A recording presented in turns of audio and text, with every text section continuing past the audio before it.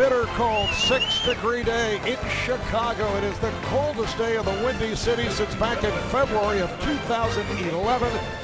Fortunately, we are indoors at the United Center. Better than 21,000 turning out for their 109th consecutive sellout.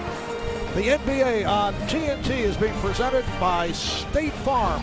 It's the struggling Los Angeles Lakers in the midst of a 3-game road trip facing the Chicago Bulls, who have won 4 of the last 5, and we are set for Game 2 of our special Martin Luther King Day Twin Bill right here on TNT. Hi, everybody. Marv Albert, Steve Kerr will be joined momentarily by Craig Sager working the sideline. Both clubs just about set to go. Let's check out the starting lineups for the Lakers. Mike D'Antoni going back to Earl Clark as a starter, so Pau Gasol is back to coming off the bench. And how about Kobe Bryant looking to turn it following the 2 off shooting performances for the Bulls? Once again, Jimmy Butler, the second-year player out of Marquette, will start for Luol Deng, who misses a second straight game with a sore hamstring. And it will be of note to see how Joakim Noah reacts after not playing the final 23 minutes against Memphis on Saturday night. I would think he'll respond well, Marv. He's a high-energy player. He's had a terrific season. Maybe a little frustration the other night, but Tom Thibodeau has a history of going with the hot unit down the stretch. He has sat Derrick Rose down before for long stretches. He's not afraid to sit anybody down if he thinks that's the right thing to do. The Bulls here at home losing to Memphis Saturday night, 85-82 in overtime and a grind-out game. Actually, a brutal game to watch, but believe it or not, a 3rd straight overtime game played by Chicago. First time in the franchise history that has taken place. 4 straight, Steve, as you point out, has never happened in the NBA as Boozer opens up by hitting the jumper. And Mark, you mentioned the grind-out game against Memphis. That's how the Bulls play. I mean, they are one of the best defensive teams in the league, and without Derrick Rose, they struggle to score. So the way they win is by really making it difficult on you defensively. Nash shoots the 3, rebounded by Noah. Lakers yesterday afternoon in Toronto lost to the Raptors 108-103. So after winning 2 games, the victories over Milwaukee and Cleveland, Noah, I don't count, it's a goal, Ted. And the Bulls have a 4-0 lead. Following the 2 straight wins by the Lakers, they now have lost 2 in a row, losing to Miami Thursday night, and yesterday the loss to the Raptors. And yesterday's game was very disappointing. The Miami game, they battled hard. They didn't play particularly well, but that game was tied with 2 minutes to go. And that's the Miami Heat. But when you're playing Toronto, you expect a better result, and they really did not play well at all. Foul away from the ball. It is on World Peace, and it was another lackluster game defensively by the Lakers. Toronto shooting 55%, and the Lakers come in with 5 straight road losses for the first time in 6 years. The last time was March of 2007, where they lost 5 in a row on the road. And they've been getting off to horrible starts. I think it was 17-4 Raptors yesterday. Remember that Miami game Thursday as Noah puts the Bulls up 6-0. You and I did the Miami game with Reggie Miller. That was 8-0 Miami with 4 dunks in the first 2 minutes. That was amazing. Here is Clark. Earl Clark, who had played well in the absence of Pau Gasol when he missed the 5 games after the concussion, was the starter against Miami last Thursday. Gasol came off the bench, shot well yesterday against Toronto. Boozer with the save, ends up in the hands of Hinrich. But Mike D'Antoni telling us earlier that they are more effective with Gasol coming off the bench. Nice play, World Peace with the steal. Bryant has Nash on the wing, but a good recovery by Hinrich. Boy, World Peace missed Earl Clark, who had a layup on the right side if he had seen it. World Peace fires. There's a 3-point attempt. Howard stripped. And the ball's knocked out of his hands. And on the subject of Dwight Howard, get back to that in a moment. And here's that steal from World Peace. You notice the matchup. Mike D'Antoni feels very comfortable with World Peace guarding the block. He's so strong, and he's not as quick as he once was. So going with the post-up matchup rather than having him chase Rip Hamilton around. Bryant not able to hit. Dwight Howard yesterday had, I would say, a restful day in Toronto, playing a total of 17 minutes. He had picked up a technical foul in the first quarter after arguing a non-call. This is Rip Hamilton, kept alive on a back tap.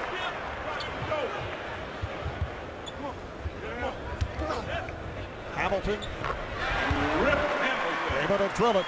Following that first technical, Howard hit with a second tee, late second quarters. He and Alan Anderson of the Raptors got involved, and that technical foul, too late now, but it was rescinded by the NBA. Yeah, and you know, that's great, but if you're Mike D'Antoni, what do you say to that? Well, thanks a lot. I mean, Dwight doesn't get the fine, but you lose him for a half.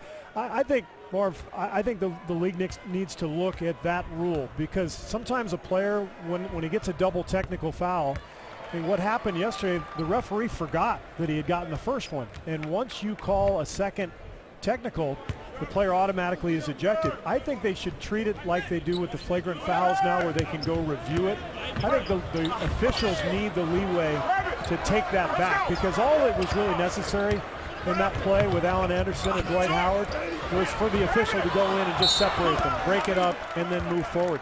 That double technical arguably cost the Lakers a victory, but it cost Dwight Howard, you know, the second half, and it cost the fans in Toronto their one chance to see Dwight Howard play. I think that rule needs to be changed.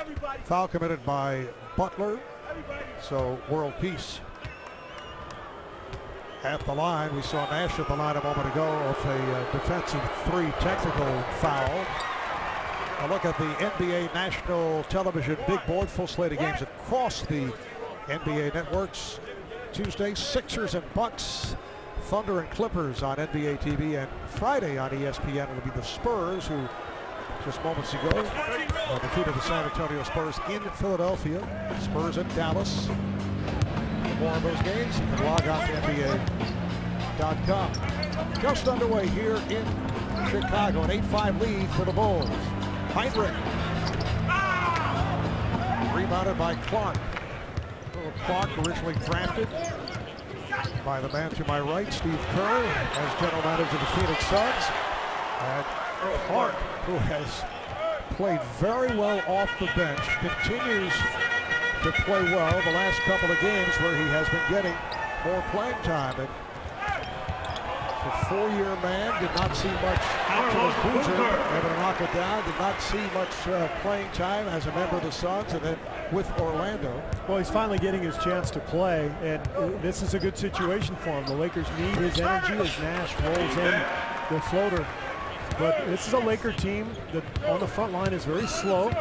They're playing with the Mike D'Antoni style, which is more up-tempo and requires a sort of hybrid power forward with the ability to guard multiple positions. There's Hamilton scoring. So Clark has proven to be a really good fit here with this Laker team. The question now, Marv, is you're not starting Gasol if you're D'Antoni.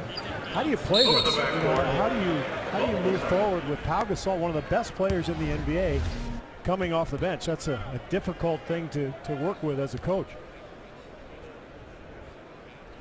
Move by Hamilton, giving the Bulls a 12-9 lead. And how does Pau Gasol react to all this? It was made clear that he was not happy coming off the bench, even his first game back the other day against Miami.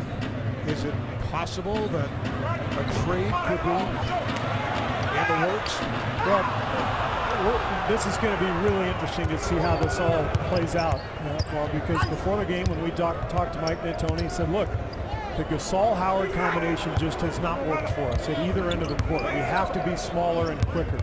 And so that's fine, but now you've got, as a little piece gets fouled going to the hoop, now you've got Gasol, one of the best centers in the NBA, coming off the bench. If D'Antoni is not going to play Gasol and Howard together, which he doesn't want to do, that doesn't leave very many minutes for Gasol. So I would think there's got to be a ton of chatter now around the league before the trade deadline. Teams lining up to really ask the Lakers about Gasol. And it's going to be a big story. I mean, this is going to be the topic for the Lakers the next few weeks, and they're going to have to deal with it. And Paul Powell in particular will have to deal with. Foul was called on Hamilton, putting world peace at the line.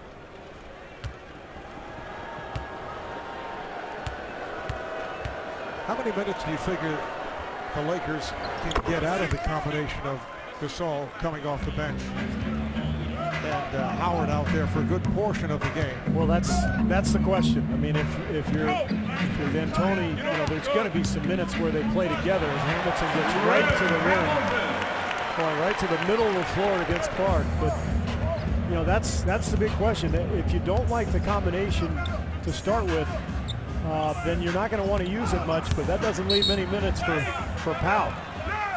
Howard stepping out of bounds on the drive. Here's the Hamilton pick and roll situation. No help from Howard as Clark gets picked. And you know, this is one of the biggest issues for the Lakers. When I watched them, defensively, what's their plan? Are they going to force sideline like they did right there with Clark, which was very effective? Or are they going to play the pick and roll more traditionally by sending it over the top and getting more help from the big? They've got to have a more succinct plan defensively and an idea, an identity at this end of the floor. And that's really been where their biggest issue has been, is defensively. Nash open for three, set up by Bryant.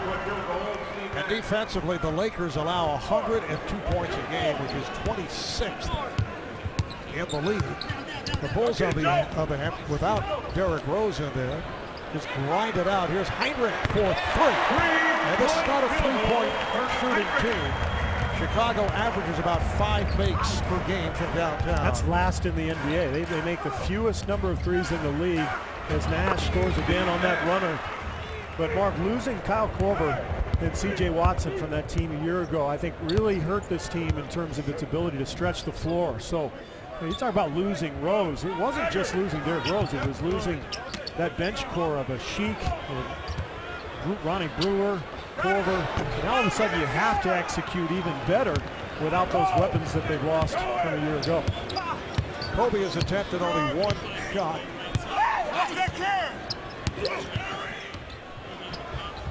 Here is Bryant, yes. Kobe Bryant. Yesterday just 10 for 32, 3 of 12 from 3. And Kobe said after the game he had dead legs or heavy legs. He played 43 minutes and now he's facing a back-to-back. And we're told that he was shooting here last night at 10 o'clock as Hinrich was able to hit the three. Mike D'Antoni was telling us he just comes out, even though he's been struggling. Rebounded by Noah on the miss by Nash. And he'll just stay in the gym for an hour a night. Yeah, that's the way you deal with dead legs if you're Kobe Bryant, by shooting more and practicing more. But that's his personality. As Boozer scores on the offensive putback, Mike D'Antoni's going to get a timeout. But I'm not too worried about Kobe Bryant. I mean, he'll find his shooting stroke. I think the question is he worn down from guarding point guards? And we'll get into that a little bit more as we go ahead.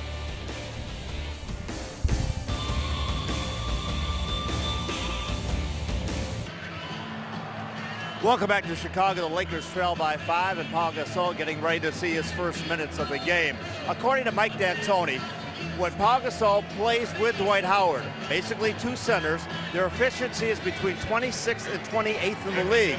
But when only one is on the floor, it is in the top 5. So he made the decision tonight, and he said for the foreseeable future to go with Howard and make Earl Clark the starter and get the majority of Gasol's minutes. Now, Pau Gasol, I talked to him before the game. He is not at all happy with the decision. He says, I have never been a role player in my life, and I don't like it right now. I said, what about a possibility of maybe your time with the Lakers coming to an end with the All-Star break and the trade deadline? He said, it certainly looks like a possibility to me. All right, Craig, and as you mentioned, Powell is on the floor. Antoine Jamison also checking in. Powell's pass deflected and recovered by Nash. Shot clock is to 5, and a foul is called on Hinrich. Powell in his second game back after sitting out the 5 due to the concussion. Yesterday shot 10 for 15 from the field, 25 points. with Powell back in the post and back in the starting lineup. And now the next day, here he is coming off the bench. Kobe has to launch one. And Mark, those efficiency numbers that Craig is talking about, Mike told us they're at both ends of the floor. In other words, they're better offensively and defensively when they only play one of the two. And what that basically says is this system that Mike D'Antoni runs is just not suited for two big men. But we've known that over the years. We've seen this style in Phoenix work so well with a smaller, more versatile lineup. In New York, not as well when he's had bigger players. But what this comes down to is that the style is just much more suited to playing a hybrid four, a guy like Earl Clark who can run and guard perimeter players. And so if the Lakers are going to go with the style over the roster, to me that means they have to do something with Pau Gasol trade-wise. It only makes sense because you're not going to get value for him if you're only playing in 16, 18 minutes a night. Hinrich on the foul. Crowd reacting when they saw the replay up above, questioning why the foul, as Gasol was fouled in the act. And Tom Thibodeau, very upset, has something to say to all three members of the crew, James Capers and Tony Brown and Josh Tibbin. Well, Lakers and Bulls fans get their news first with the Team Stream app.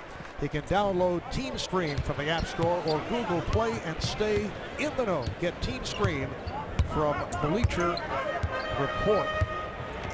Nate Robinson has come on for Chicago. Robinson and Hamilton now in the backcourt. This is Butler looking for that three-point line. Rebounded by Gasol.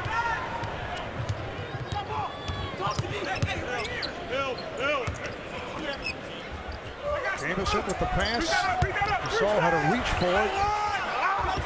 Noah with the rebound. Gasol trying to draw the foul. He had Earl Clark standing right in front of him. Clark would have had a wide open 15-footer. Gasol normally an excellent passer. He missed one there. Oh, Hamilton got the step. He's off to a good start. Rip Hamilton with his fourth bucket. He has 8 points. The Bulls lead it by 6 as we come up on 2 minutes remaining in this opening quarter. Butler defending on Bryant. Got picked off by Gasol. Shot clock down to 4. Jamison for 3. Good box out by Boozer. And a nice job defensively from Jimmy Butler on Kobe Bryant, cutting off that penetration. We were talking earlier, you brought up as we often do before games, you brought up the point that so few players, as Noah with that unusual looking shot is too deep. So few players these days box out properly. Yeah. And Boozer and Noah are 2 of the better box out guys. Boozer has to box out because he just doesn't jump real well. But I think so many players these days, they're so athletic that they just turn and look for the ball. But as a result, you get a lot of offensive rebounding possibilities if you're an opponent. You can just run. Oh, Gasol blocked by Noah with just a half second remaining on the 24, and then a foul is called. The foul on Gasol, who was upset on that block and tried to get it back. And you hear the Bulls fans so excited. They love Noah. They love his energy, and look at that play. The block, and then Gasol just trying to save that 2 points, grabs Noah, and that is not an intentional foul, by the way.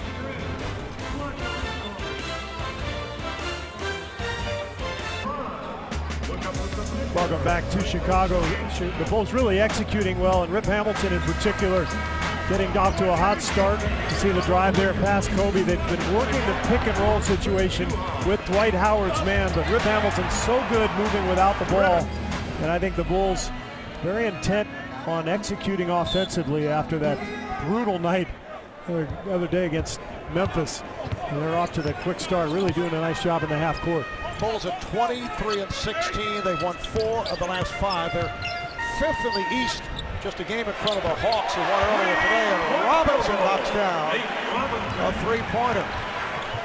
And the Bulls certainly looking to the return of Derrick Rose, who's recovering from surgery on his left knee. There's Bryant with a strong move to the rim.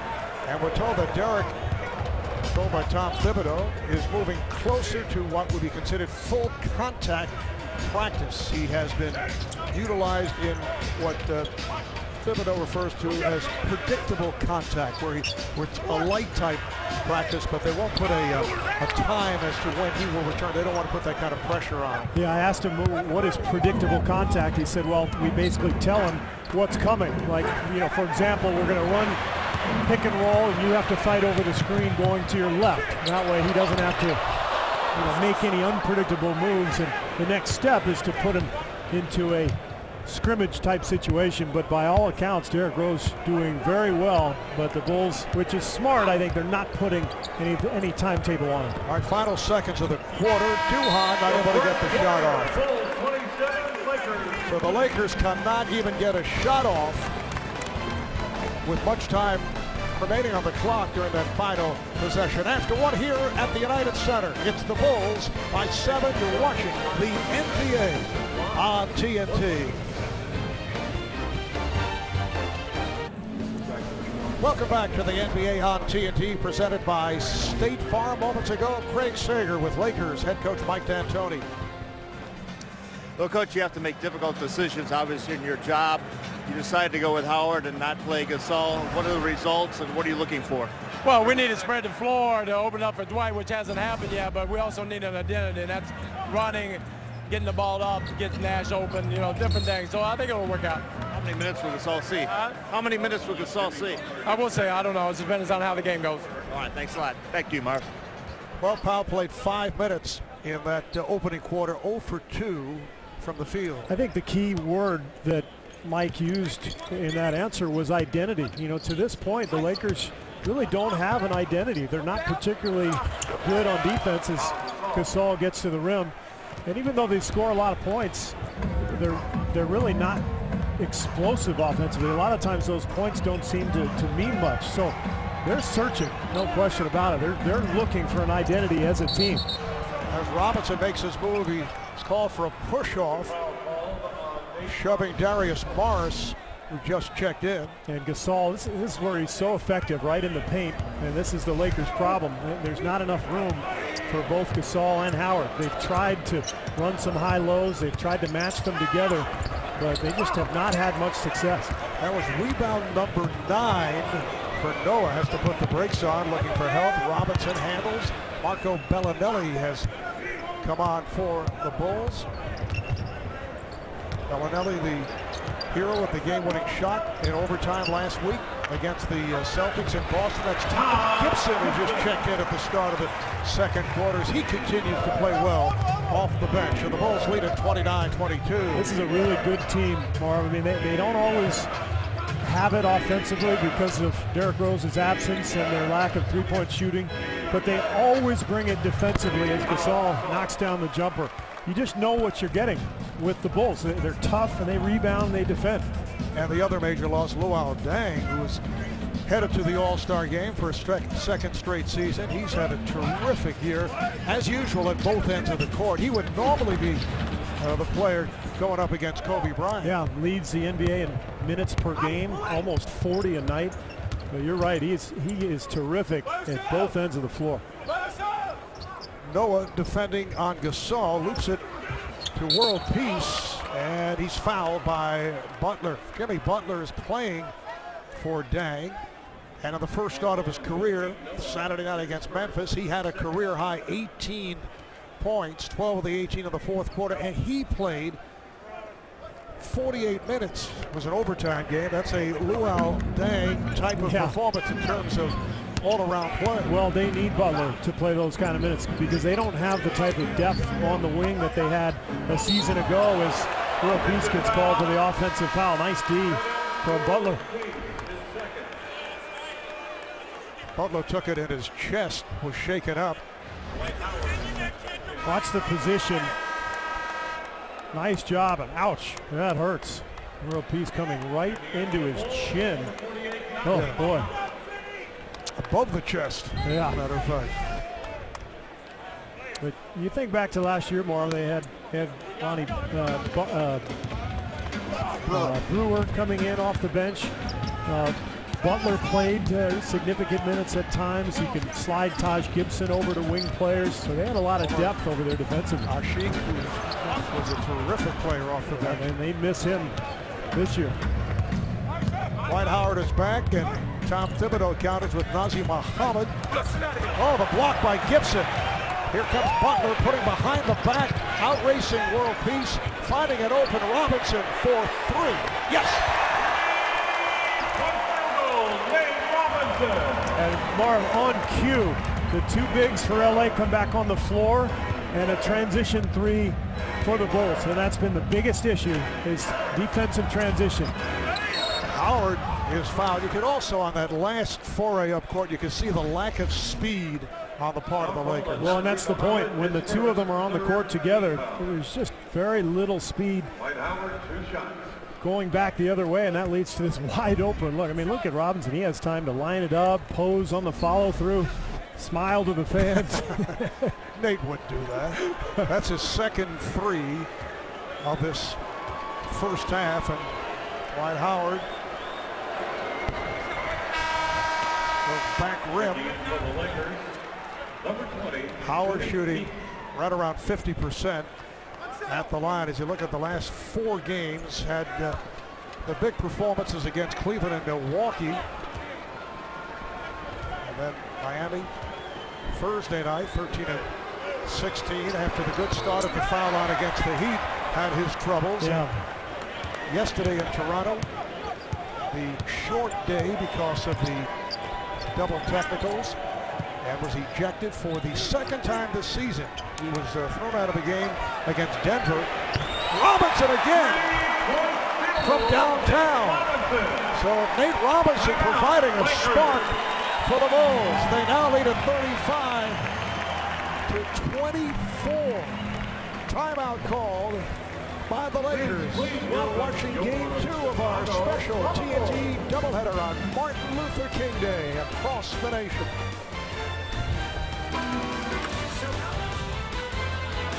As we can still win. Bulls doing things the right way here thus far tonight.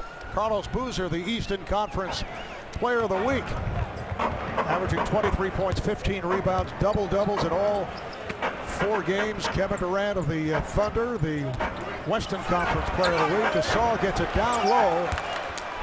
Dwight Howard from Paul Gasol. That's an old play that Mike D'Antoni used to run with Sean Marion and Amari Stoudemire. A little big-to-big pick and roll in the paint. Very difficult to guard because your perimeter players are stretched all the way to the corner. Bellinelli guarded by Duhon, pulls it up for a fadeaway. Rebounded by Gasol. Mike D'Antoni continues to shuffle. Jody Meeks, who has not been getting the minutes as of late, is on the floor. He and Duhon in the backcourt. Gasol's pass off the mark, saved by Robinson. It's too good to be true, I guess. Oh, Robinson putting moves on Meeks, using his screen and coming up short.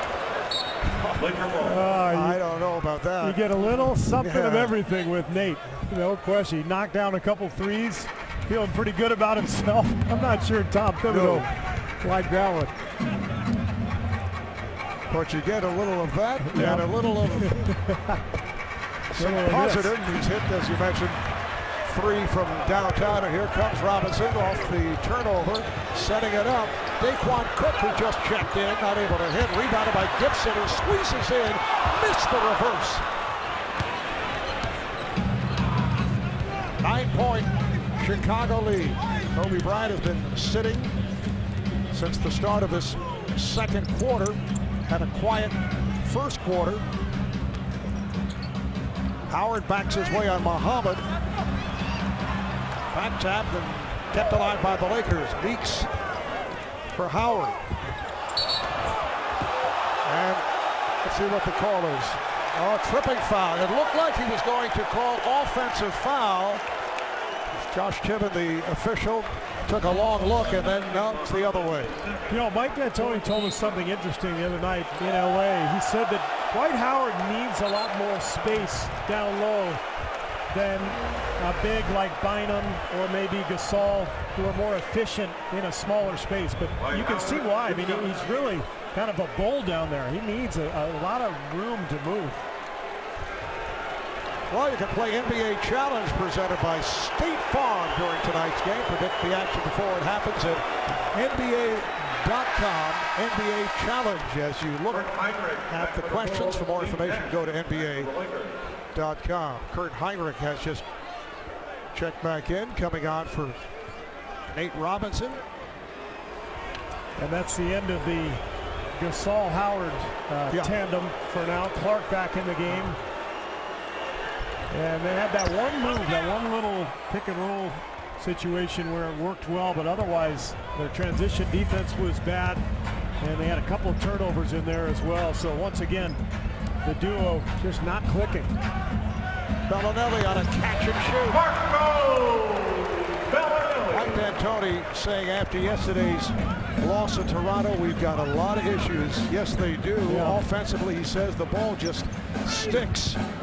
Nash tried to get it down low, and Howard lost his balance. He felt he was pushed, not able to get to the ball. D'Antoni said defensively, it's been ups and downs. He said we forget guys. Yeah. Well, you know, offensively, they're averaging 103 points a game. They make 9 threes. Those numbers are both in the top 5 in the league. But it hasn't amounted to anything. I mean, they're not overwhelming teams offensively as Gibson misses on the open shot. And that's the thing in this league. I mean, to be good, you know, you need an identity. You know, and to be great, you've got to be dynamic with that identity. As Nash knocks down the jumper. When you think about D'Antoni's team, though, we got a little something going with Nazr Mohammed and Dwight Howard here. This might be NHL mentality. You get involved with Dwight, you pick up a technical. Yeah, you get him out of here. Yeah. Nazr leaves, and well, yeah, send your goon in like a la the NHL. Is that what you are labeling? I'm referring to the NHL, oh, I see. or the goon. I'm not referring to Nazr Mohammed. Just so you know. Misunderstanding here by the entire staff. Just under 6 remaining, first half. Bulls up by 8.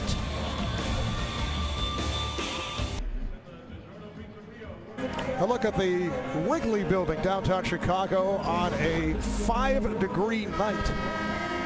A reminder, tomorrow it is the 7th anniversary of Kobe Bryant's 81-point game, and at 4 p.m. Eastern Time tomorrow, NBA TV will re-air that game. Kobe himself, Steve, will be live tweeting during the game, giving commentary about that game and answering your questions. So be sure to join the conversation using hashtag count on Kobe. There's a technical foul charged to Nazr Mohammed on that little get-together with Dwight Howard, so Nash able to convert on the tee. Be sure to join that chat. Hashtag count on Kobe tomorrow at 4 p.m. Eastern. Obviously, Kobe has some time on his hands, and probably enjoys taking another look. I wouldn't mind at that game. Yeah, I'm sure that was a fun night for him. Here's Mohammed going at Howard, and it's slapped away. Last touch by Howard. Getting back to what I mentioned about NHL mentality, with the possibility of players trying to rile up some of the stars like a Dwight Howard. I can recall, I read about it, in the earlier days of the NBA, Al McGuire. Yes, Al McGuire, one-time head coach at Marquette, three-pointer by Bellinelli, who was then with the Knicks, who would try to pick fights with Bob Cousy, Bill Sharman, and would succeed sometimes in taking guys out of games. There's a guy by the name of Jim Lostikoff who did the same for the Celtics. Good follow by Earl Clark on the miss by Howard.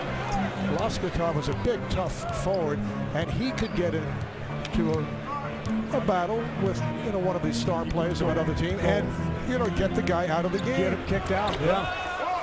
I think they were doing that in the 80s too, frankly, Clark. I mean, I remember that happening early in my career before the league really cleaned up, all the dirty play down low and the fighting and everything else. Kobe continues to struggle, and they're followed by World Peace. I think the Lakers have picked it up here a little bit since that timeout. Craig Sager came over to us during that timeout, said Kobe Bryant really let Dwight Howard have it. He said he wasn't showing the intensity he needed to. And you can see the defense picking up here, and Howard in particular showing a lot more activity here the last couple of possessions. Nice move by Boozer, backing his way. Deflected out, last touch by the Bulls. Now Jimmy Butler returns, coming out for Daquan Cook. Look at the Laker bench moments ago as Bryant had a conversation with Howard.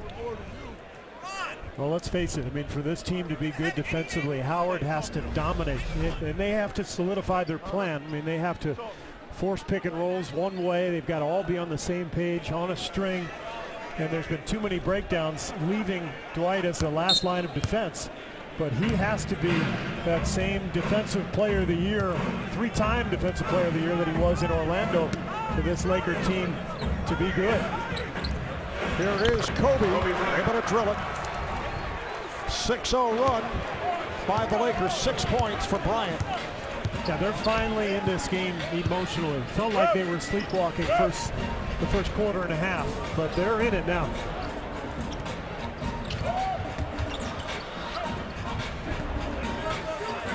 Shot clock down to 4. Bellinelli. Good job defensively by the Lakers. Leading to this, Bryant not able to get to that lead out. Thrown too strong by Howard. But you see Kobe pointing down to Howard, giving him the thumbs up. Just a little too long on this one. Like Joe Flacco going with the wind yesterday. Yes. Just couldn't quite connect until he went into the wind. What a game that was in New England. But how'd you like to be Joe Flacco's agent? Because unrestricted free agent. Man, was he something. He had certainly that down period during the season, a lot of criticism by Raven fans, but Ravens have come on at the right time, coming on strong. The only thing better than being Flacco's agent would be to a Harbaugh parent. Yes. Be mom and dad for the Harbaughs. What a day for them. Rip Hamilton off to the good start. That's his 5th field goal, 5 of 9. He has 10 points. A number of the Laker players saying they didn't want to use it as an excuse, but the game yesterday in Toronto was actually played at 10 a.m. Pacific time. Bryant again, which is tough, but hey, if you win, you would not have heard anyone mention that. No, but that is an interesting bit of scheduling. I mean, you don't often see that. Hardly anybody plays a 1 o'clock game anyway in the NBA these days. But to do it on the first game of a trip, a cross-country trip, the league didn't do the Lakers any favors on that one. Boozer missing on the fade, rebounded by Howard. Good stretch here by the Lakers. They're with it 4. Nash for Clark. Well, this is why Mike D'Antoni likes this lineup. I mean, there's more energy, it's faster, there's more pop to it, and Clark has really given this team a push here, not just tonight, but the last 6-7 games. Oh, nice move by Butler, getting inside for the follow. There's that box out I talked about, or lack thereof, Marv. You've got to put a body on someone down there. World Peace, Noah got a piece of it. That came out the wrong way. World Peace, Noah got the piece of it. We knew what you were talking about. Thank you. Just under 2 minutes remaining in this first half. Hamilton. Howard able to grab it. Harv Albert, Steve Kerr, Craig Sager from the United Center in Chicago. Second of our TNT doubleheader. Here is World Peace coming up short. Earlier tonight in Philadelphia, the Spurs knocking off the 76ers. Good pass from Hinrich. Oh, beautifully done. And Boozer, with his 4th field goal, he has 8 points. And once again, a breakdown defensively. Clark and World Peace getting confused on a screen. World Peace called out a switch. Clark didn't hear him, kept going with the runner, Hamilton, and Boozer ends up with a dunk.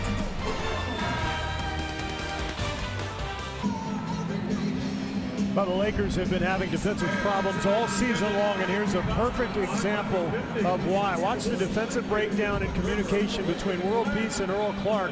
Clark chasing Rip Hamilton off a screen. World Peace calls a switch. Clark doesn't hear him. They both leave Boozer wide open underneath the basket, and the uncontested dunk. And those are the things they just have to clean up. If you're going to be any good defensively in this league, you have to communicate. You've got to be on a string. Coming up on a minute left in this first half, Bryant for 3. deflected out. The officials checking with each other. And James Capers says jump ball. How about this stat, Steve? Chicago 13 assists, only 3 turnovers, as they have played very well here in this first half. Well, they execute so well, and they have to, Marv, without Derrick Rose. They're not good enough individually to be able to score in ISO situations. So they play well together, and they move the ball. Lakers control. They try to trap Nash, and the pass broken up. Ball hit the shot clock, and it's out of bounds. Yeah, miscommunication between Nash and Clark. And Nash thought Clark was going to roll to the rim. Clark was popping to the perimeter. And, you know, you have to acknowledge the injuries to this team and the lack of cohesiveness, the lack of time on the court together. It's all added up. I mean, there's just nothing here for this Laker team. There's nothing to hang their hat on. Nash able to chase it down. Lakers 12th in the West at 17-23. They've dropped 8 of their last 10. Bryant working on Butler and nowhere to go. And Howard was looking for the shot, had his head turned. Hamilton for 3. Noah gets to the rebound and he's fouled by Howard. That's his first. Hold on Dwight Howard. Mark, how about the job Jimmy Butler is doing, staying with Kobe, who threw every move in the book at Butler on the other end. Butler stayed with him and ultimately forced that Kobe turnover. Lakers have a foul to give, as do the Bulls. Coming up, the Sprint halftime report. Ernie Kenny, Shaq, and Chris Webber. Charles working the first game along with Kevin Holland, Reggie Miller. Here's Hinrich, and he is hacked. And the Bulls are going to the line for the first time tonight. First 3 throws for Chicago. Lakers are 7 for 12 from the line, which is keeping them in the game. But as a result of that disparity and the offensive rebounding and the turnover disparity, Chicago's taken 50 field goal attempts compared to just 37 for LA. Hinrich upset with that free throw, understandably. Shooting just 67% of the line this season.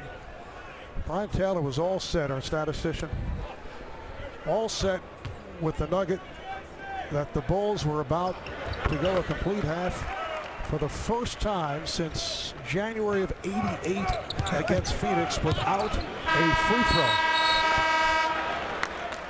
But that streak stopped as Hinrich went to the line. Bryant's moment in the sun. How to get the... Oh, actually, it's still there, isn't it? He just got it because you mentioned it. Yes. Does that make sense? You're going to be so confused. So that's it for the first half. It's the Bulls 47, the Lakers 40. We'll take a quick break, and then it's on to Atlanta for the Sprint halftime with Ernie, Kenny, Shaq, and Chris Webber. Come on, let's go. Well, that led to the Lakers' best stretch in the first half. They had that 10-2 run.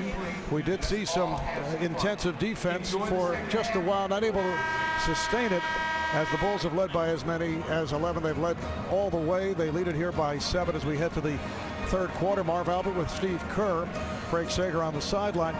But we've talked quite a bit about the problems at the defensive end for the Lakers. What about the shot selection that we saw in the first half? Offensively, they've been horrible. 7 assists, 9 turnovers. They score 40 points. So it's both ways. I mean, they're not looking good at either end of the court.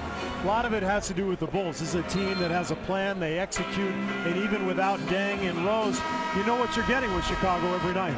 Let's take a look at the halftime statistics. Game summary presented by Direct TV. Lakers shooting 43%, 16 of 37. Chicago at just 40%, 20 of 50, but they took 13 more shots and they hit 6 threes, which is unusual for the Bulls. Only 2 free throws for the Bulls right at the end of that first half, and you see the assists, 13-7 edge. And on the boards, Lakers have had a a slight advantage. Yeah, we should point out the Bulls, you know, their percentage of assisted baskets is #1 in the league. In other words, more of their baskets come with assists than anybody else. It's just a sign of how they work together. And without Derrick Rose in particular, you know, they've had to really learn how to execute and move the ball. And they'll grind you out. They force you to guard for the full 24 seconds. And their offensive execution has really challenged the Lakers' discipline defensively. Kobe coming up short, and Butler lets it carry out of bounds. Bryant now 4 of 9 for 8 points. And here's what we're talking about here. It's not a stat that you see a whole lot, but I think it's significant because look at the other teams involved here. Spurs, you know, Jazz and Celtics. I mean, teams that have traditionally executed well, played well together. And the Bulls right there offensively. Shot clock down to 5. Hamilton looking for his shot. Boozer just did get it off. And rebounded by Butler. Snatching it away from Clark. Chicago comes in at 23 and 16. They've won 4 of the last 5. Good play by World Peace. A block from behind to break up that pass play. Now, where the Bulls get in trouble is when teams defend them well.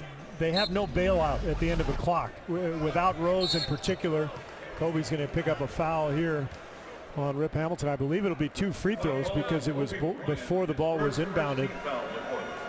But yeah, when Chicago struggles, it's because teams defend them well and they have nothing at the end of the shot clock to bail them out. But tonight, their execution has been too much for the Lakers, and we've seen so many breakdowns defensively for LA that Tom Thibodeau's club has really had no problem.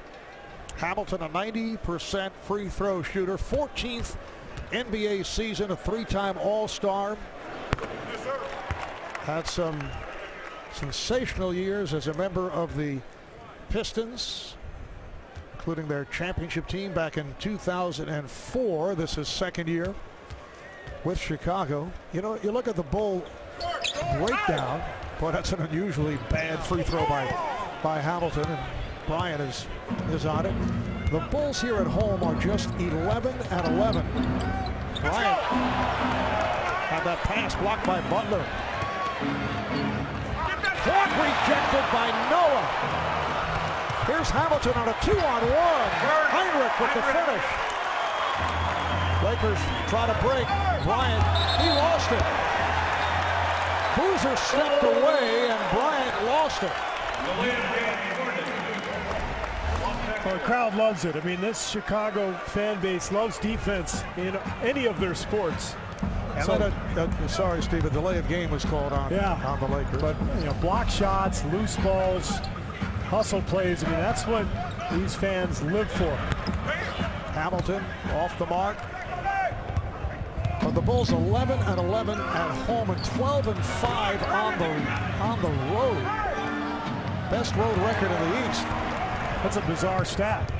Butler around World Peace, and then World Peace with the block, and it carried off Butler. Nice play. Yeah, so 11 and 11 at home, and keep in mind this is a team that has one of the best home records in the NBA the last few seasons. But this year, 12 and 5 on the road.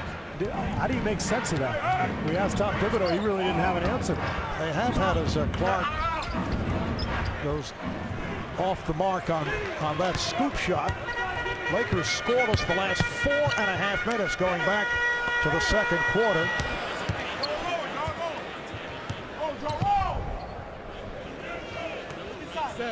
So 11 of their 16 losses at home and several bad losses to Charlotte, Phoenix, and New Orleans. Well, they are vulnerable because of their inability to score at times when the shots aren't going. And I guess that's the answer right there. But they do compete and they defend, which gives them that good road record. Howard hit by Noah. So Noah commits his second foul. Foul call on Joakim Noah, his second, first team foul of the quarter. Howard just 1 of 4 at the line. You can shop NBAstore.com. You can do it now for the best selection of Lakers and Bulls gear. Choose from jerseys, t-shirts, hats, and more. NBAstore.com. One store every team. Can you see Dwight Howard ever becoming a decent or even mediocre free throw shooter? Players have turned it. Remember Karl Malone coming into the league at 48% for the line, and he improved to just under 80 for a couple of seasons, ended up 74, 75% for his career. I don't think it's going to happen with Dwight, because the best year of his career from the line was his rookie season. He was mid-60s, I believe.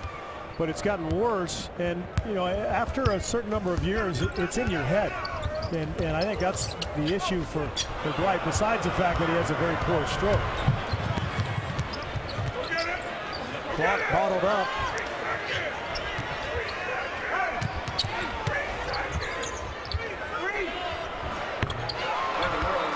World peace.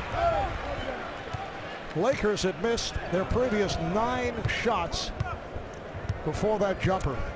Well, the Bulls aren't going anywhere. I mean, this is not a team that blows you out. I mean, they just try to kind of wear you down as Hamilton misses on the jumper. But they're not going to explode offensively and to the point where it's a blowout. Good pass from Bryant to set it up for world peace, and Tom Thibodeau will talk it over. We are early third at the United Center in Chicago, and the Bulls have a 5-point lead over the Lakers, trying to stop the 5-game losing streak on the road.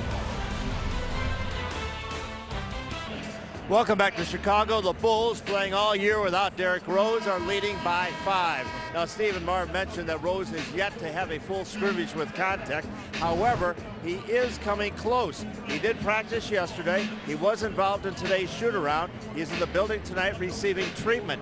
Now, that scrimmage could happen tomorrow.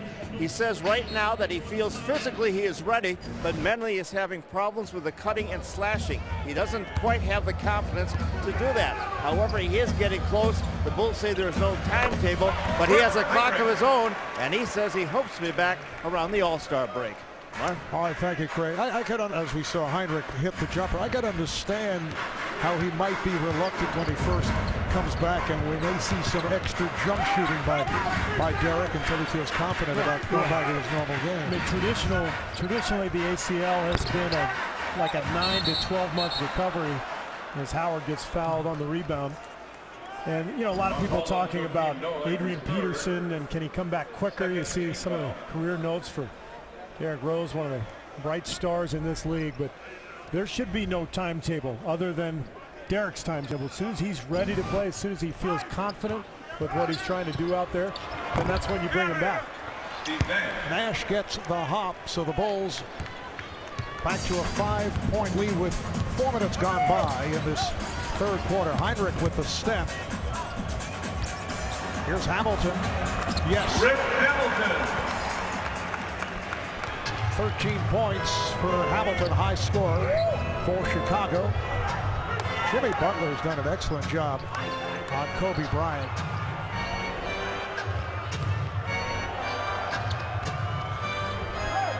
Clark, yes. Earl Clark. And away from the ball, Noah took a hit. And the foul on Howard. Yeah, Howard, as he seems to do almost every game 3 or 4 times, gets tangled up underneath. And you see the little swinging of the arm, maybe a little acting job from Noah, who draws the foul. Foul called on Kobe Bryant. And now Bryant picks up the personal.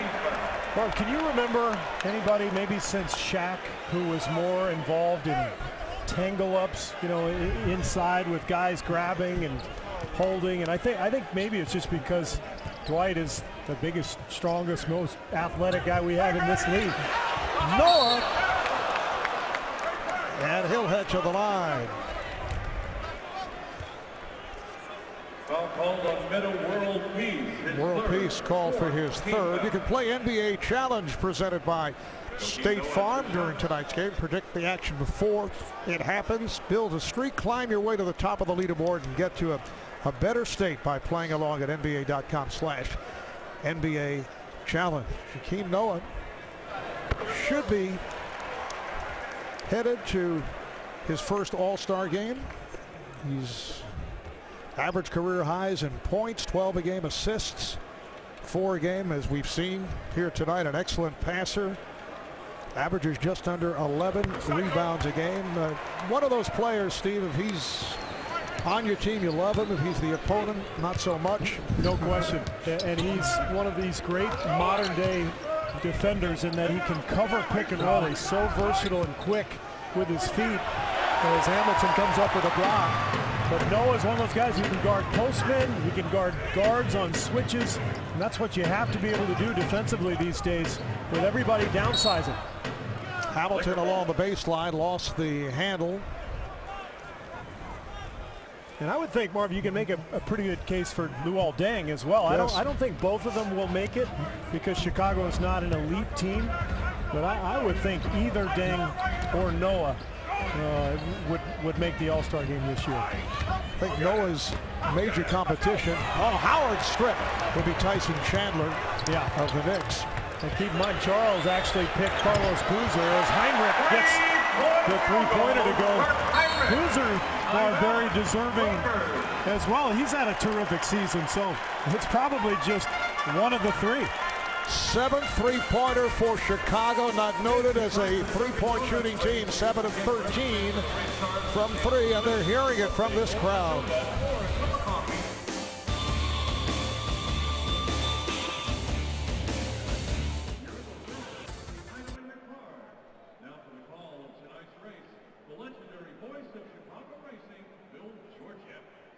Ladies and gentlemen, it's time to introduce the 3 starters in tonight's race. In lane number 1 is Dashing Donut. In lane number 2 is Cuppy Coffee. And in lane number 3 is Biggie Bagel. People that are not as fortunate.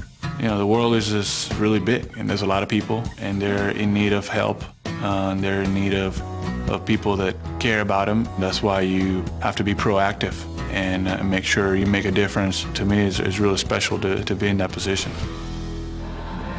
Just under 6.5 remaining in this third quarter. The Bulls have the lead back up to 10. They have led right from the start.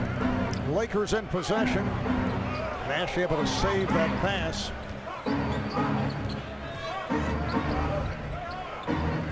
Shot clock at 5.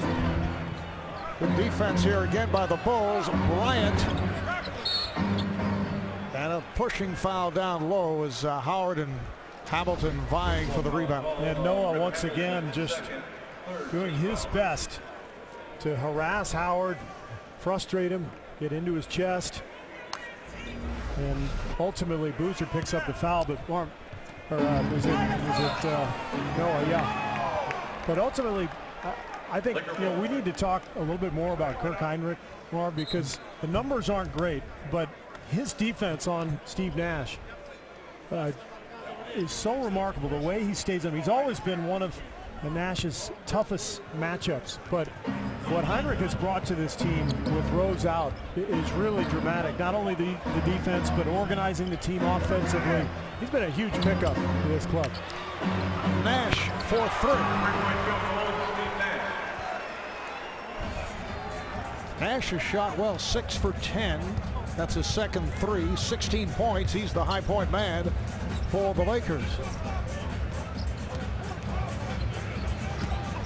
Hinrich now played on a switch by Bryant. Hamilton has it slapped away by Clark. Here comes Kobe. Hinrich back. Bryant. It counts in the foul. Hinrich on the personal. Bryant will go to the line. It started with Clark's block, but it finishes with Kobe making a difficult shot. Hinrich getting a piece of him here. Kobe getting it to go. If he can make this free throw, that's 2 3-point plays in a row after the Nash three-pointer. So Lakers trying to make a push here.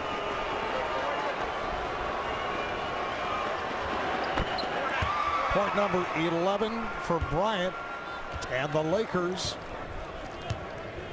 are within 4. Now can they string together 3 or 4 stops? Hinrich right back. The answer is no.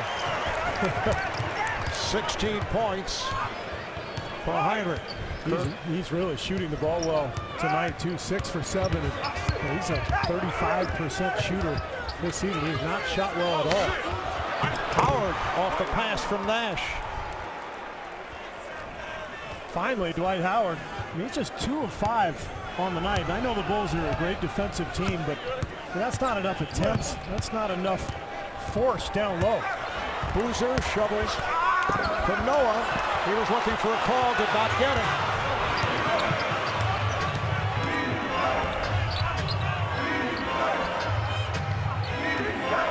Clark with the open shot. And a loose ball foul is called. It'll be on Howard as Noah hit the deck. Watch this move from Hinrich. The crossover. Nash thinks he's going over that pick. Finish it off with the jumper. Beautiful. Lakers over the limit on the foul by Howard. For Dwight, it is his third. And Noah to the line where he is 2 for 2. Look at the upcoming action coming your way on TNT at the conclusion of our game inside the NBA, presented by Hyundai. And then Thursday, special 1-hour NBA tip-off presented by Autotrader.com, announcing the NBA All-Star Reserves at 7 p.m. Eastern Time. And a doubleheader featuring the Knicks at Boston, Clippers at Phoenix. On the subject of the Knicks in Boston, the last time that they met, Carmelo Anthony last seen looking for the Celtic bus, actually searching for Kevin Garnett. And Steve, no truth to the report that our green room in Boston will be wired by Knicks president Jim Dolan. World peace for 3. And the Lakers move within 1. Yeah, somehow they're still here. I mean, they haven't looked particularly good for any long stretch tonight, but the Bulls unable to pull away. The Lakers right here. An 11-2 spurt by the Lakers. Butler, good setup from Hinrich. Seems like Chicago's been able to respond with their offensive execution every time they've been threatened. But this is a big couple of minutes here as the Lakers, with Gasol on the floor, trying to get it going. Powell checking back in following that timeout.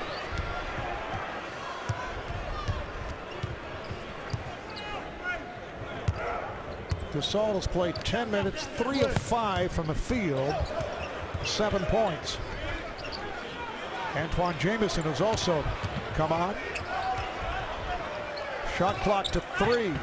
Hinrich nowhere to go. Boozer with the shot, just did beat the 24. Yeah, Mike D'Antoni wants to travel. I think he's right. I thought Heinrich's foot came down on the floor before he was able to make that feed to Boozer. Gasol from straight away. So Mike D'Antoni going back to Pau Gasol. He took out Dwight Howard. He has world peace with Jamison and Gasol, Nash and Bryant.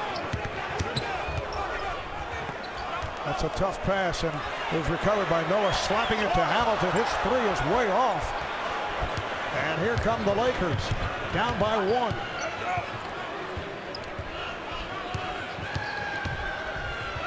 Gasol, this time way off. Just a step beyond his range, and he didn't need to shoot that one. There was still some time on the shot clock. But let's watch Hinrich. Watch his left foot hit the floor there. Ball still in his hand. Should have been a travel. Tough break for LA. Chris Duhon has come on for Steve Nash as we approach 2 minutes to play in this third quarter.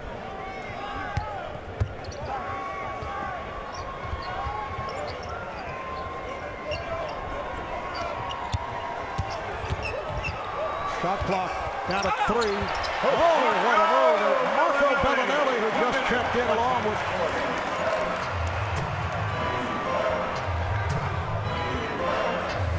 Bellinelli has given the Bulls a 3-point lead. That's where Kobe can get lost defensively. He gets fouled there going up. So that's one of the reasons Mike D'Antoni has put Kobe on point guards recently.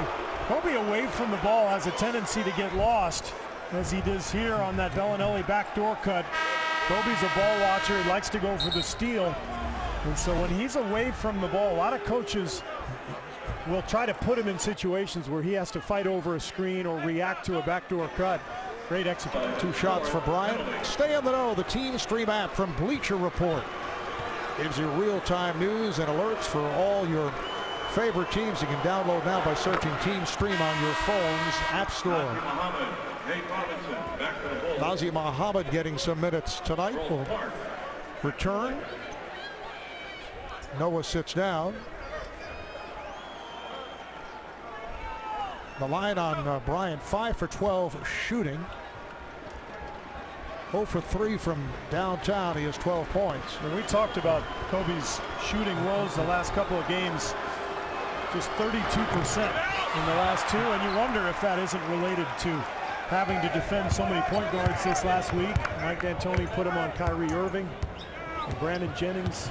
Last night, Jose Calderon has to expend so much energy chasing those guys around. Maybe those legs are heavy for a reason. Gibson on the drive, rebounded by Gasol. Nate Robinson has come back for the Bulls and a couple of threes in the first half.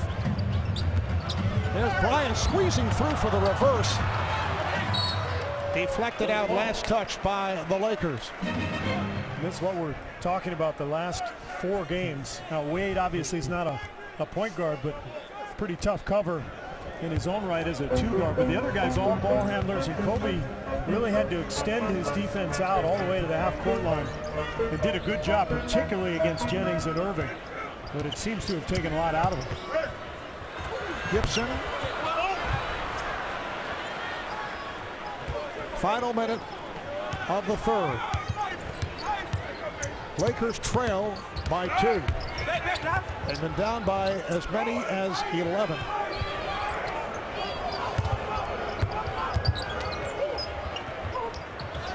Clark for 3. Way off. Jamison able to rescue it, and he's fouled. Antoine Jamison, who has not been getting the time that he had anticipated. In fact, sat out several games.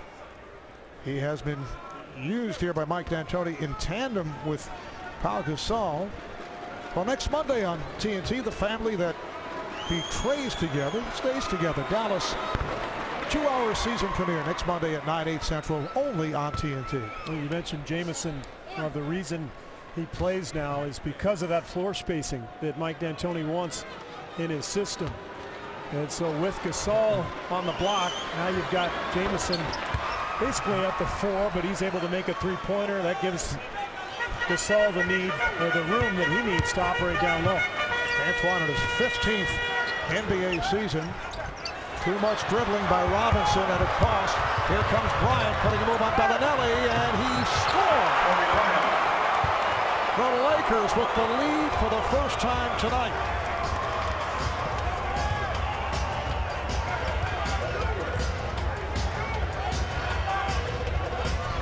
About a 1.5-second differential as this third quarter winds down. And a foul, won't count. Duhan with a reach in. The basket will not count. This was Kobe on the break. Another tough shot, this time with the left hand. Little inside out dribble, beautifully done. And here on that foul on Butler, Lakers over the limit, so Butler will have 2 free throws.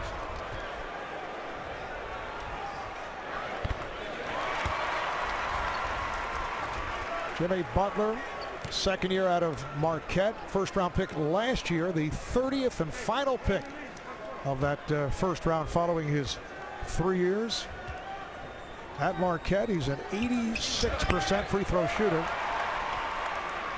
which gives hope to the fact that he might one day become a good jump shooter as well.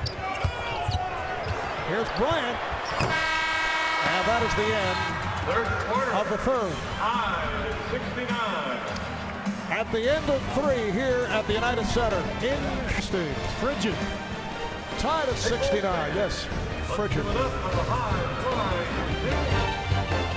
Let Gasol get loose, giving them open shots, not getting the proper stunts from the weak side, not finishing our defense, so we let them back in it. Without Luol Deng, your best perimeter defender, Jimmy Butler's been guarding Kobe, doing a fairly good job. Will he have him in the fourth quarter, or will he have to double Kobe? Well, you got to make Kobe play in a crowd. You don't guard Kobe individually. You have to do that with your team, and you got to make him work for his points. All right, thanks a lot. Thank you, Mark. Nate Robinson opening up the fourth quarter with that jump shot. Tom Thibodeau in his third year as head coach of the Bulls. Bryant not able to hit the three. And Thibodeau, one of the premier defensive tacticians in the league, although not particularly pleased with what he's seen in the third quarter, where the Lakers had that 20-10 run to end the third. Robinson with that off-balance shot.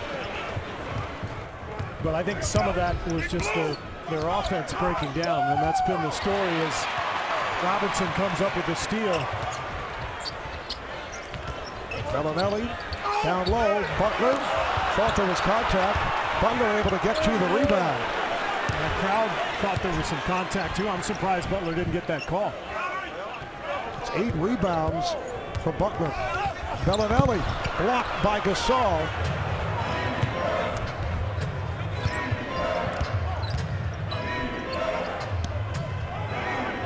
Mike D'Antoni staying with the lineup that ended the third quarter, so Dwight Howard on the bench along with World Peace. Duhan shoots from downtown. Downtown, all set. I mean, that was a 28-footer.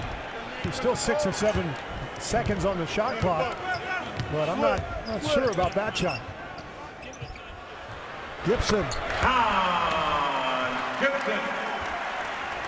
Well, Chicago's going to have to execute offensively, Marv. We know they don't have a closer. With Derrick Rose out, with Deng out, they're not going to score in isolation situations, so they've got to continue to share the ball and set screens. Strong move by Bryant.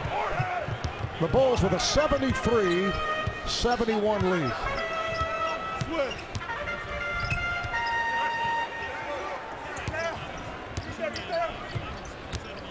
Oh, nice pass. Gibson could not finish off the pass from Muhammad. Gasol played by Muhammad.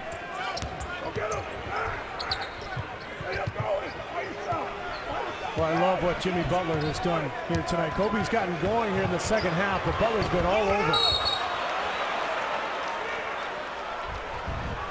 And a foul is called on the Bulls. A little give and go with Kobe, and Muhammad's there, but that's just a tough shot. Kobe goes right into Muhammad's body, which takes away the shot blocking ability of Muhammad, and Kobe finds a way to finish. Foul on Robinson. Oh, the steal by Butler.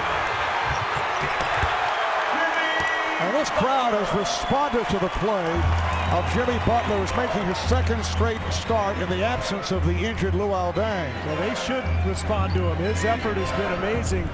And as this kid develops a jump shot, which, judging by his form, I think he will be able to do that. Gasol going to the rim. But Butler has a chance to be an excellent player in this league. Bryant for 3 comes up short. And it's a 24-second violation. Kobe now 7 of 19. Timeout called. The Bulls by 4 with 8:34 to go in the fourth. You are watching game 2 of our special TNT doubleheader on Martin Luther King Day. Win the game. I love Tom Thibodeau. I mean, you know exactly what you're getting with Thibodeau. It's defense, it's toughness. He never gets off message. And even with all these injuries this year, every time he's asked about them, he says the same thing. We have more than enough to win. And I love that he doesn't allow his team to make any excuses. I mean, he drives these guys hard. He is relentless. Longtime assistant under Jeff Van Gundy with the Knicks and the Rockets, for Doc Rivers in Boston. Last season, runner-up to Greg Popovich for Coach of the Year honors. Dwight Howard is back, as is World Peace and Steve Nash. Rare outside shot by Nazr Muhammad. And this will be interesting, Marv. Gasol and Howard on the court together. We know that D'Antoni doesn't particularly like the combination, nor has it been effective for him as Howard gets fouled down low. So how long is the combination on the floor together? Yesterday in Toronto, there was no choice for D'Antoni because of Howard's ejection. Only the second team foul on Chicago. Nash played by Robinson. World peace. Bad shot.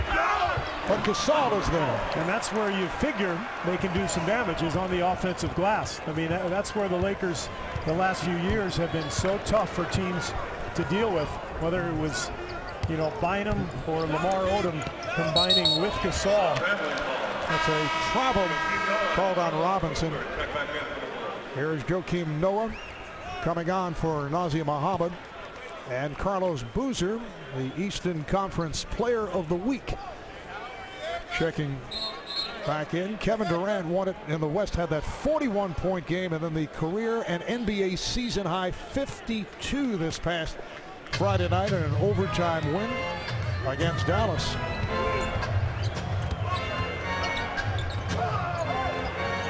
Howard with position and is fouled by Noah.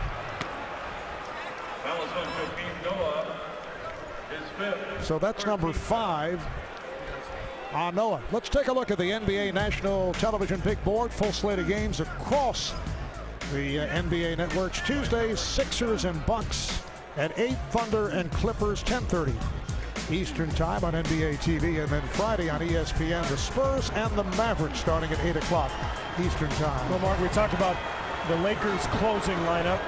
Chicago has an interesting dilemma here too because of Noah's 5th foul. Tom Thibodeau will go with Nazr Mohammed, who normally does not play a lot of minutes, but because of the size of this Laker front line, Mohammed comes into the game rather than Gibson, who may be a little winded there anyway. But I think this will be interesting, a little bit of a chess match between Thibodeau and D'Antoni roster-wise and lineup-wise here. Well, Dwight Howard now 4 of 8 at the line as he hits on both.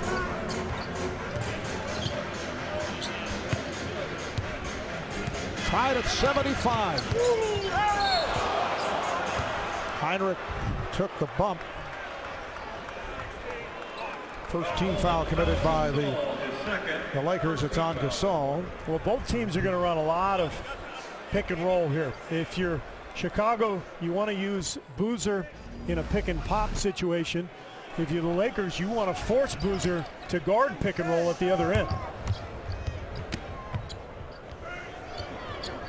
Shot clock at 5.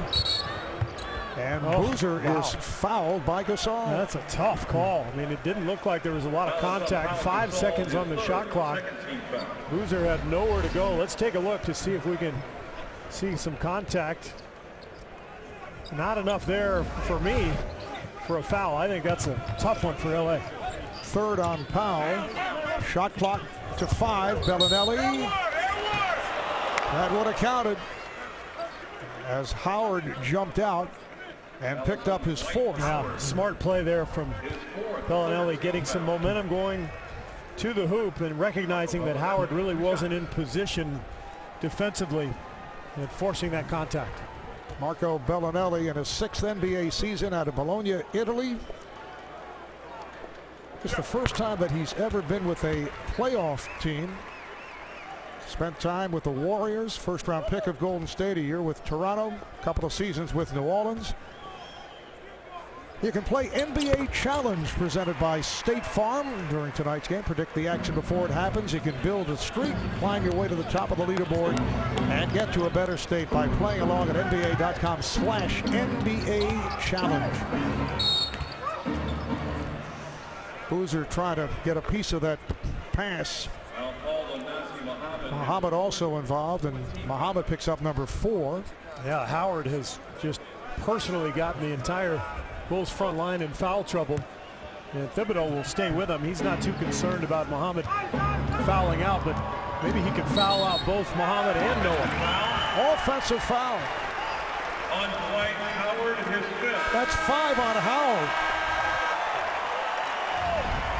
Well, we've got all kinds of foul issues now, and good call from the officials. Howard just sticks his hip out into Hinrich, who does a nice job of going right into that pick, and now Earl Clark comes in for Howard.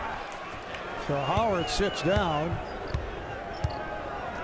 It has been an invisible game for Dwight Howard. 2 for 5 from the field. You saw with the rebound.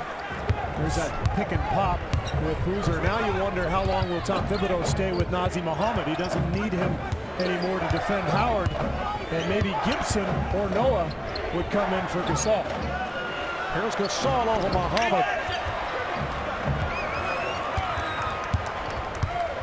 Bulls up by 2 as we approach 6 minutes remaining in this fourth quarter.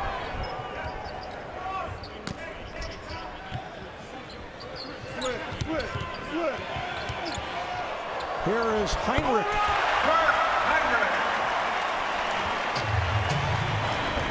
7 of 8 shooting, 18 points for Hinrich.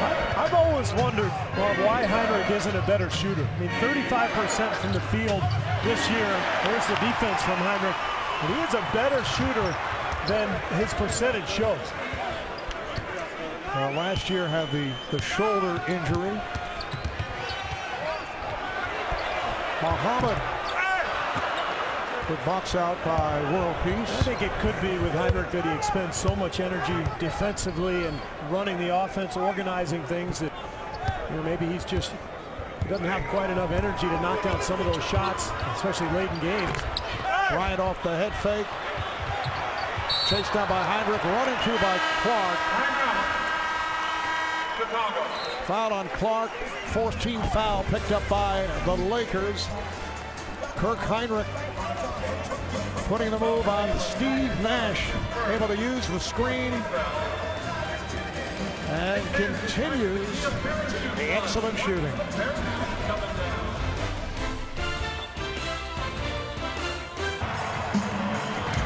All right, Steve, let's take a look at the Taco Bell Live Moss play of the game. Now, Jimmy Butler has blanketed Kobe Bryant for much of this game. That time he got the steal, playing the passing lane from Jamison, coming up with a dunk. The crowd has really appreciated Butler's efforts here tonight. Kobe Bryant just 7 of 20 shooting, much of that due to Butler's defense. And 1 of 7 the last 7 minutes, coming off the 8 for 25 and 10 for 32.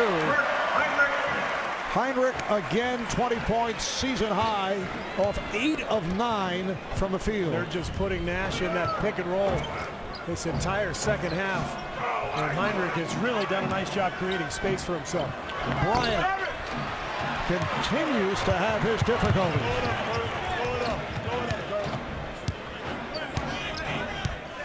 4.5 remaining in the fourth. That's a kick ball. I remember, Marv, you and I were in LA last week. Lakers were tied with the world champion Heat with about 2.5 minutes to go. Got outscored 9-0 down the stretch. Now, granted, that's the best team in the league, but this Laker team has not shown an ability to really execute down the stretch. We'll see if they can do it tonight. Bulls able to keep it alive. Oh, Butler is turned away and fouled off the strip attempt. No foul. They just called. Just knocked out of bounds. Yep. Good defense there. Now 3.4 seconds on the clock, and Tom Thibodeau is going to use a timeout here to try to draw something up. Big possession. 20-second timeout. Next foul for either club puts them over the limit. The Bulls up by 6.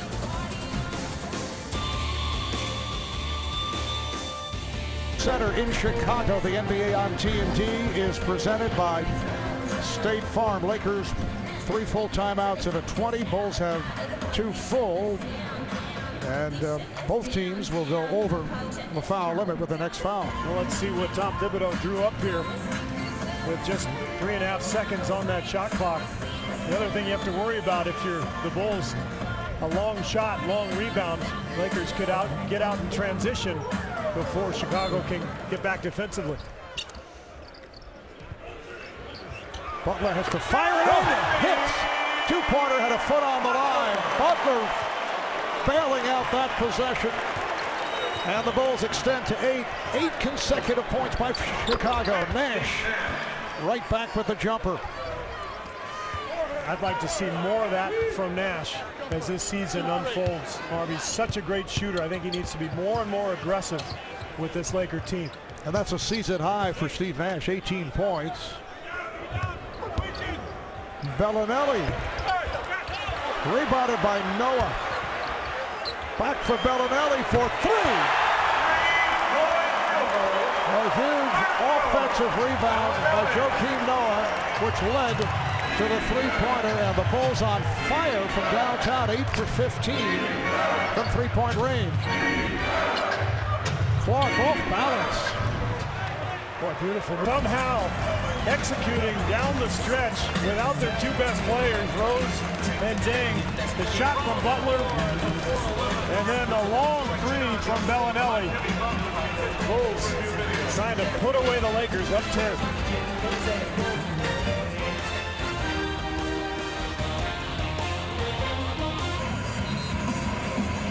Well, back in Chicago, another breakdown defensively for the Lakers. That's kind of been the story this season. Look at the mismatch here. Noah with Kobe guarding him on the post. So now, if you're Earl Clark and Nash, you're on the top of this kind of semi-zone that the Lakers are playing. Nash recognizes it, so he doubles. Clark has to guard 2 people here, but he doesn't guard anybody. He's got to cover up between Hinrich and or Bellinelli. He's got to be on his toes and alert, and he just turned his head, fell asleep for a brief moment, and that was all it took for Bellinelli to knock down that 3. Bulls with a 10-point lead. Lakers facing the possibility of losing 6 straight on the road. Bryant cannot hit. Rebounded by Hinrich. Kobe 1 of 9 his last 10 minutes.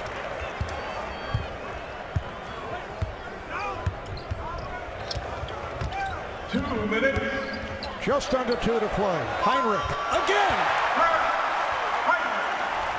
9 for 11, 22 points. And he's worked that same move against Nash throughout this game, where he rejects the screen and actually crosses over going the other way.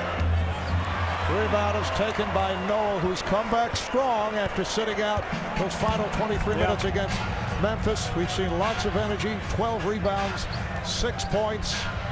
16-4 run here by Chicago. Boozer! The Bulls pulling away here in the final minutes.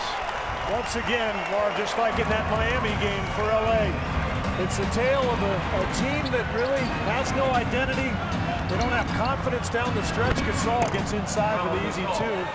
And they're playing against a team, frankly, that just has an idea of who they are and a sense of belief and trust in each other and in their plan.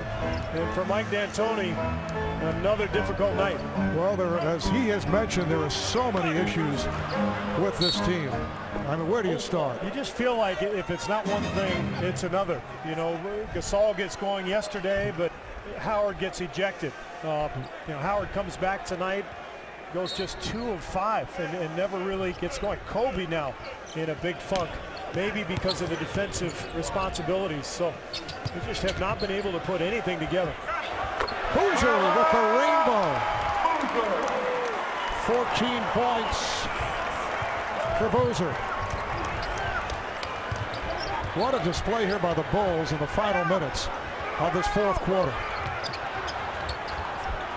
And they continue the intensive defense. Gasol puts the move on Noah, got a piece of it.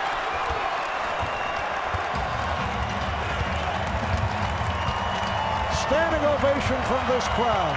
Noah with his 6th block, a new season high. Scottie Pippen, the Hall of Famer, enjoying it. Hinrich backing Nash. Boozer.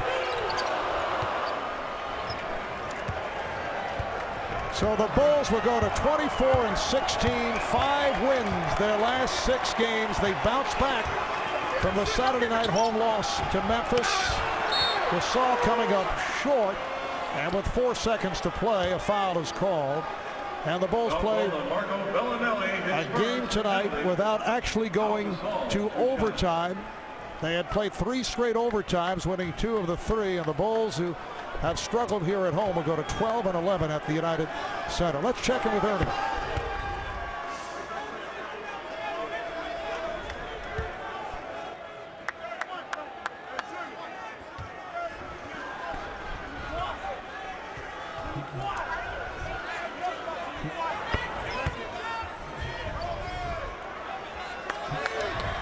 All right, thank you, Ernie.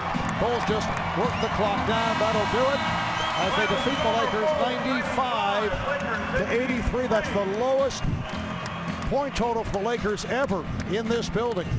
83 points. It actually equals the lowest in an 83-point game back in December of 1997. And for the Lakers, it gets worse and worse. They're now 17-24, 12th in the West. Actually in a group with Sacramento and New Orleans. Lakers have lost 9 of the last 11. 6 straight defeats on the road for the first time in 8 years. It was back in April of 2005 when they lost 6 straight games. And their next game is in Memphis Wednesday night. Let's go to Craig and Kirk Hinrich.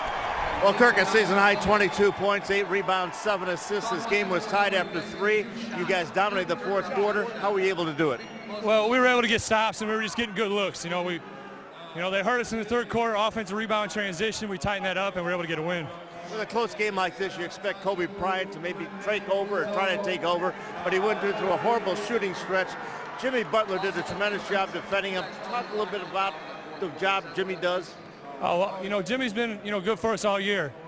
He's getting a little bit more of an opportunity now. We got Luol hurt, and he's taking advantage of it. But he's been playing well all year. Just, he hasn't been getting the minutes. What about you personally? Obviously, you're a good shooter at times. Your percentage isn't maybe what you'd like, but tonight it seemed like everything was going. What were you doing out there? I was just, looking for my shot. That's it. If I come out and look for my shot, I usually have good things happen.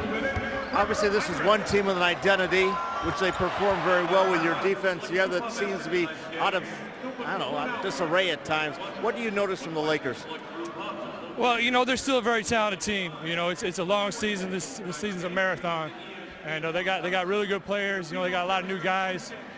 We still, knew coming in this game that they're very capable of beating anybody any night. They got great players. Well, they didn't solve any of their problems tonight against you guys. Congratulations. All right, thank you. We'll take it.